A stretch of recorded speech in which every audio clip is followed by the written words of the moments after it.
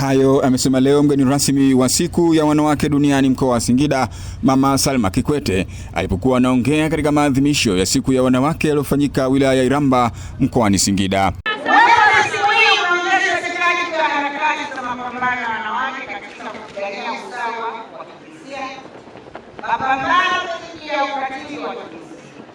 Pamoja na hayo, kuendeleza jitihada za uwezeshaji wa wanawake kiuchumi, kijamii na kisiasa. Aidha, maadhimisho haya pia yanaenda sambamba na kutathmini hatua za mafanikio ya wanawake katika nyanja hii.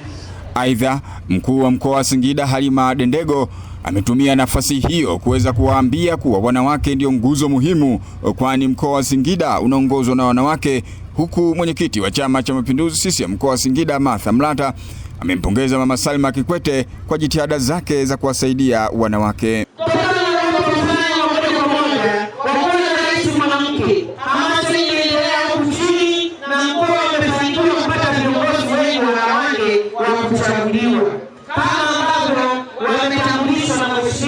Mwenyekiti wetu wa Chama cha Mapinduzi, wanawake hawa wamepunguza mzigo mkubwa wa uzalishaji kwenye kilimo kwa kuweka ruzuku ya mbegu bora, mbolea na viuatilifu na